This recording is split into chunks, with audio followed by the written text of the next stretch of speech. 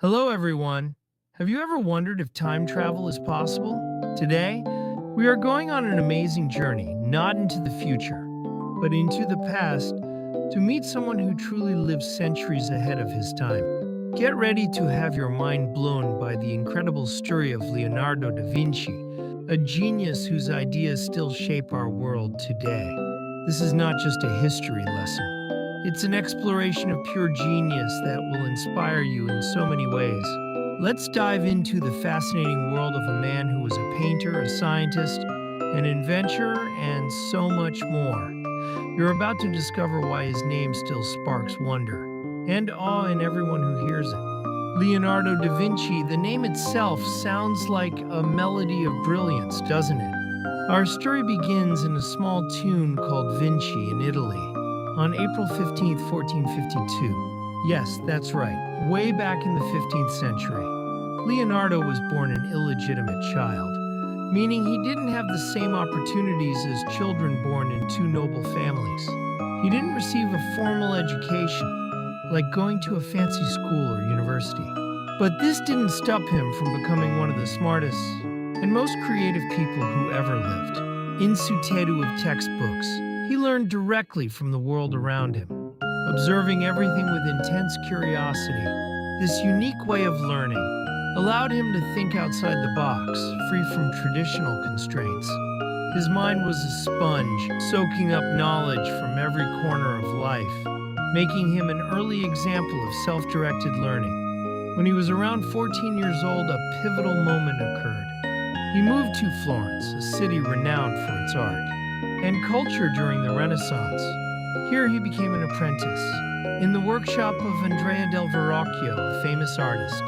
It was like a modern-day STEM lab mixed with an art studio. In Verrocchio's studio, Leonardo honed his artistic skills, learning techniques like drawing, painting, and sculpting. He learned about perspective, composition, and how to mix colors. This period was crucial for his development, providing him with a strong foundation in both art and technical skills. He was not just an artist, he was also a craftsman, learning to work with different materials and tools.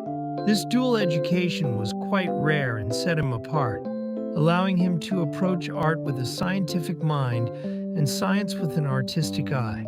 After his apprenticeship, Leonardo began to work as an independent painter. Around 1481, he was invited to Milan by the Sforza family, a powerful and influential family. He stayed in Milan for about 12 years. During this time, he wasn't just a painter or a sculptor. He was a polymath, someone with expertise in many different subjects. He worked as an artist, but also as a military engineer designing weapons and fortifications. He conceived moving bridges and developed plans for cannons. He was involved in architecture, city planning, and even organized elaborate court festivals. He was truly a one-man think tank, constantly sketching ideas and filling notebooks with his observations and inventions. His Milanese period showcased his incredible versatility and his ability to apply his genius to practical problems. He was a problem solver who saw the world as a giant, puzzled to be understood and improved. Some of his most famous artistic masterpieces were created during these periods. Let's talk about his art. One of his most iconic paintings is The Last Supper. This incredible fresco, painted on a wall in a monastery in Milan, depicts the dramatic moment when Jesus announces that one of his disciples will betray him. The way he captures the emotions and reactions of each apostle is simply breathtaking.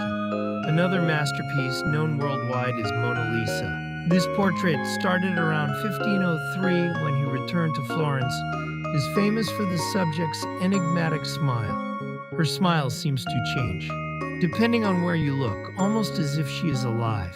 This technique is called sfumato, a soft, hazy effect that blends colors and tunes so subtly that they melt into one another. It's truly magical, and one of the reasons why Mona Lisa is considered one of the greatest works of art ever created. He also painted Annunciation and Virgin of the Rocks, showcasing his mastery of light, shadow, and human form. His artistic contributions redefined painting, pushing boundaries and inspiring countless artists for centuries. But Leonardo was not just an artist. His scientific mind was just as remarkable. He delved deep into anatomy, dissecting human bodies to understand their inner workings. His anatomical drawings are incredibly detailed and accurate, revealing a profound understanding of the human body from muscles and bones to organs. These studies were centuries ahead of their time and significantly contributed to the field of medicine. He meticulously documented his findings in notebooks, which are now treasured historical documents. He was like a detective investigating the secrets of life itself. His scientific method involved careful observation, experimentation, and detailed recording. Beyond anatomy, his mind soared into the realm of invention. He envisioned flying machines like early helicopters and airplanes, long before anyone else dreamed of flight. He sketched designs for submarines, tanks, and even robotic knights. His notebooks are filled with hundreds of these visionary inventions, many of which were not built until centuries later. These sketches demonstrate his incredible foresight and his ability to imagine technologies far beyond his era. He wasn't just dreaming. He was engineering solutions to problems that hadn't even arisen yet. He was truly a prophet of technology, laying the groundwork for many modern inventions. His inventiveness wasn't limited to warfare. He also designed practical machines for daily life. His interests extended to architecture and civil engineering. He designed moving bridges, developed plans for canals, and even contributed to urban planning. He saw the city as an organism, designing systems for water management and waste disposal to improve inhabitants' lives. His diverse interests made him a true Renaissance man, or, as the Italians say, l'uomo universale, universal man. This term perfectly encapsulates his boundless curiosity and mastery. Across multiple disciplines, he truly embodied the spirit of the Renaissance, a period of rebirth and discovery where human potential was celebrated. Around 1499, Milan was invaded by the French king Louis XIII. Leonardo had to leave Milan and traveled to various cities like Mantua and Venice, before returning to Florence in 1500. This period saw him continue his artistic and scientific pursuits. Later, around 1506, he returned to Milan again for some years. In his later years, he eventually moved to France, invited by King Francis I. He spent his final years there, continuing his work and research. He passed away on May 2, 1519 in France, leaving behind an unparalleled legacy. His impact was immense, not only on art, but also on science and engineering. He inspired future generations to look beyond the obvious, to question everything, and to never stop learning. So, what can we learn from Leonardo da Vinci? He was a true visionary, whose creativity and imagination still captivate us today.